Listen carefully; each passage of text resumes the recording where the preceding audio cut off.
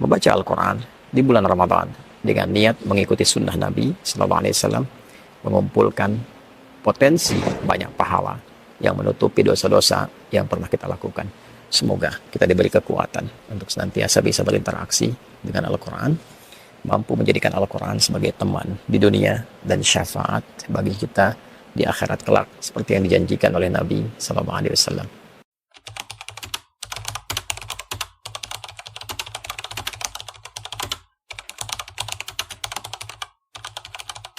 Assalamualaikum warahmatullahi wabarakatuh. Dalam salah satu hadis yang sangat populer dan cukup viral ketika memasuki bulan Ramadan, hadis yang didokumentasikan oleh Al-Imam Al-Bukhari dalam salah satu topik kitab sahihnya, yaitu tentang kegiatan penting Nabi Sallallahu Alaihi Wasallam di bulan Ramadan. Didapati di nomor hadis 3220, diriwayatkan oleh sahabat mulia sekaligus keluarga terdekat Nabi Sallallahu Alaihi Wasallam, yaitu Abdullah bin Abbas radhiyallahu taala anhuma. Diriwayatkan, disampaikan oleh beliau bahwa qala kana Nabi Sallallahu Alaihi Wasallam, adalah Nabi Sallallahu Alaihi Wasallam ajwadan nas, orang yang paling baik, orang yang paling ramah, paling dermawan. Wa ajwada yakunu fi Ramadan, atau wa kana ajwada ma yakunu fi Ramadan. Dan kebaikan itu, kelemah lembutan itu, kemuliaan itu senantiasa bertambah setiap datangnya Ramadan. Hina yalqahu Jibril alaihi salam fi kulli lailatin min Ramadan, atau kama qala, khususnya ketika Jibril alaihissalam mendatangi beliau di setiap malam-malam Ramadan.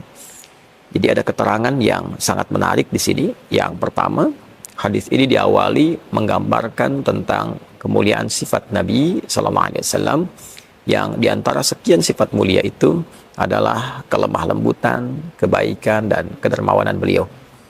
Kemudian yang kedua, sifat-sifat tadi yang digambarkan itu senantiasa bertambah di bulan Ramadan, terkhusus ketika malaikat Jibril alaihissalam mendatangi beliau di setiap malam Ramadan, fayudarisuhul Quran.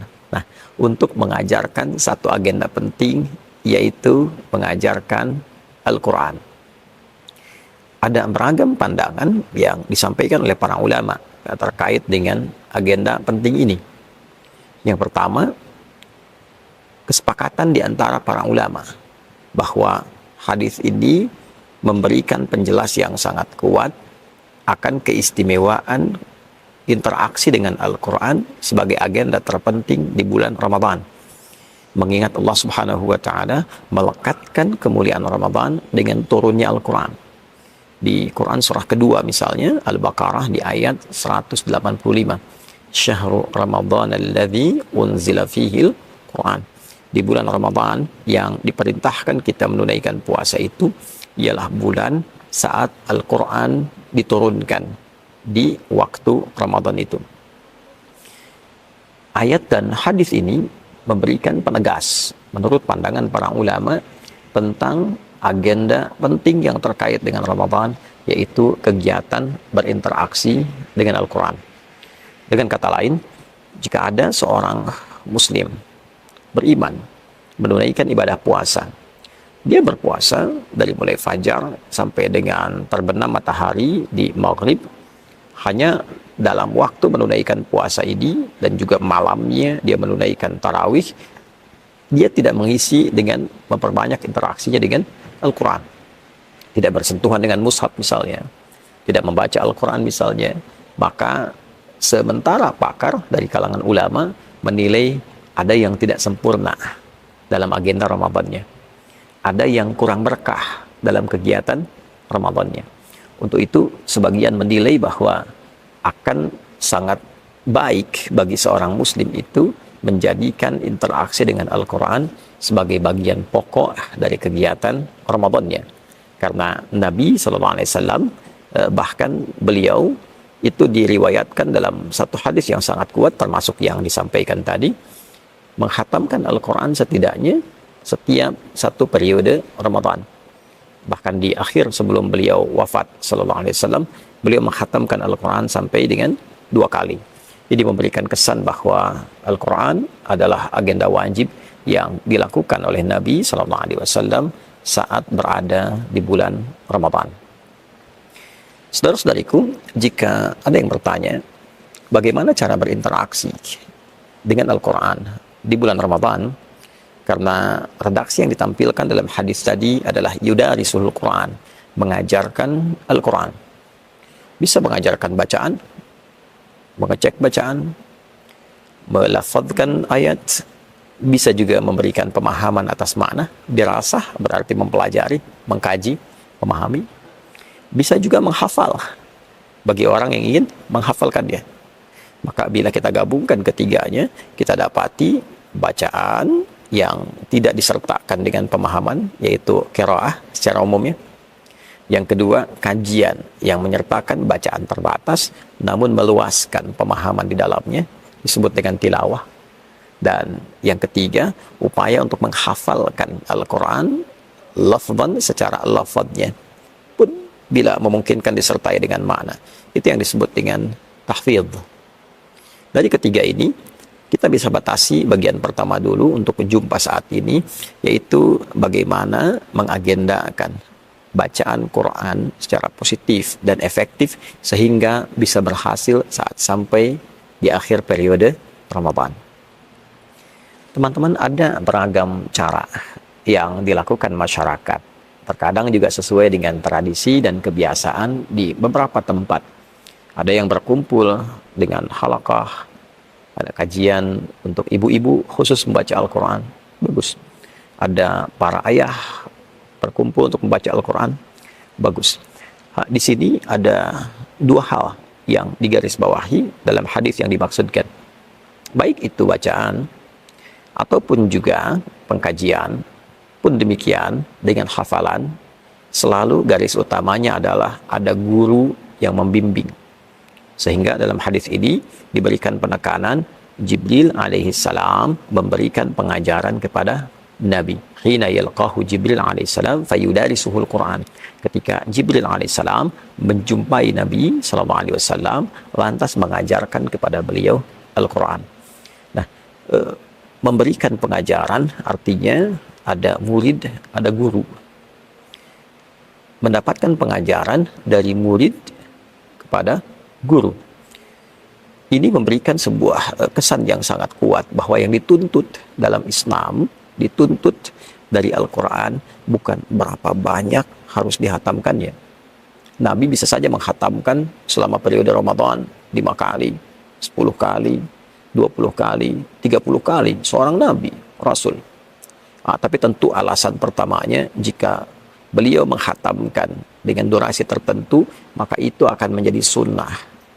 Sehingga tidak ditunjukkan banyaknya khatam, sehingga tidak memberikan beban kepada umat di kemudian hari. Seakan-akan kalau khatam 10 kali, sunnahnya mesti 10. Ya. Jadi batasan 1 memberikan kesan setidaknya khatam. Tapi itu pun memberikan sebuah isyarat kualitas. 1 berkualitas, 1 ada guru. Jadi kalau belum bagus betul bacaannya, belum pandai betul membacanya, maka dianjurkan yang diberikan penekanan adalah kualitasnya. Baca Quran, di depannya ada guru. Dia menyimak apakah benar bacaannya. Kalau benar, teruskan. Kalau kurang benar, perbaiki. Maka ketika ia mencoba untuk belajar dengan pola demikian, hadis lain mengatakan setiap hurufnya digandakan 2 kali lipat. Walladzi yatata'ata wa huwa syaqqun 'alaihi falahu ajran. Orang yang berusaha membaca Al-Quran dengan benar, sehingga bahkan lisannya mesti terbata-bata dibimbing, maka dia diberikan 2 kali pahalanya. Bila setiap hurufnya 10 kali 2. Ya, dia bacakan misal alif lam mim, diperbaiki mim, ya, dia baca sekali lagi. Dari bacaan pertama itu sudah mendapatkan 2 kali pahala. Pahala pertama dari huruf yang dibaca, pahala kedua kesungguhannya untuk membaca supaya menjadi benar. Jadi kalau satu huruf 10, alif, lam, dan mim 3 huruf, standar 3 kali 10, itu 30, kalikan 2 lagi. Bisa 60 dia dapatkan. Nah, ilmu ini penting, supaya tidak merasa pesimis. wah ini pengen cepet khatam, selesai. Sementara yang dihatamkan belum tentu benar bacaannya. Jadi, kalaupun ada kajian ibu-ibu, bapak-bapak, ataupun remaja, membaca Quran, disertai dengan guru yang menyimak. Walaupun satu hari, dapatnya 1 halaman misalnya, tapi bacaannya benar. Pahalanya bisa 2 kali lipat.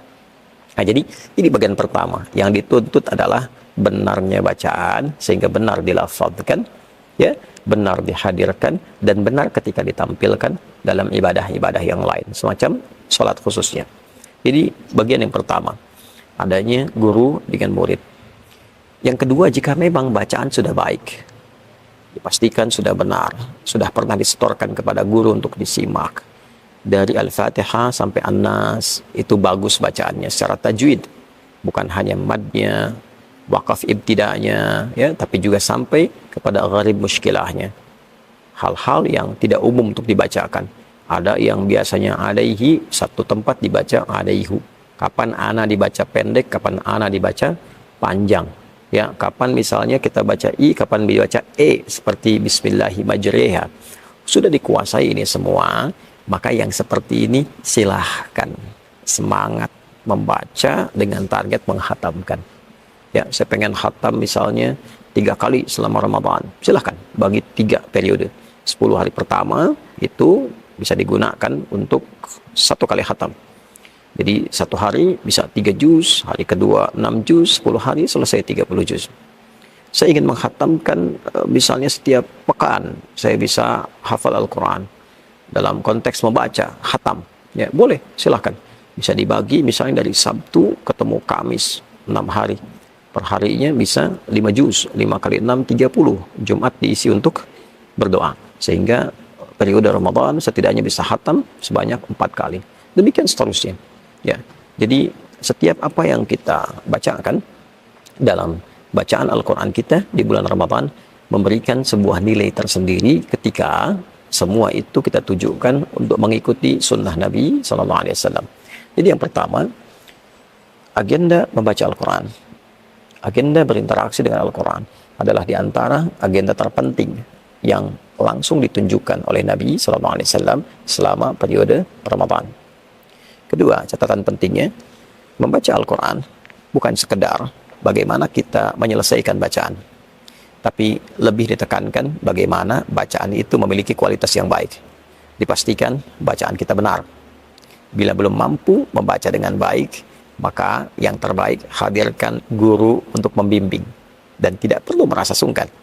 Karena hadis yang ditampilkan pun Nabi dibimbing oleh malaikat Jibril alaihissalam.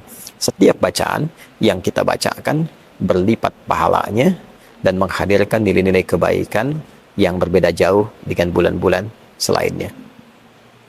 Saudara-saudariku, manfaat membaca Al-Quran, khususnya di bulan Ramadan, 1, memberikan kita kesempatan untuk senantiasa mengisi ketenangan dalam jiwa kita, karena Al-Quran adalah sumber ketenangan bagi jiwa.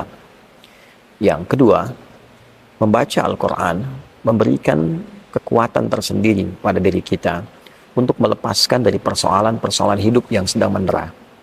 Oleh karena itu, para ulama seringkali memberikan rumus. Jika Anda sedang punya banyak pikiran, buka mushaf, baca Al-Quran, sejenak persoalan itu akan hilang. Diberikan ketenangan pada jiwa, sehingga cerah pikiran kita untuk merumuskan solusi, menyelesaikan persoalan yang tengah dialami.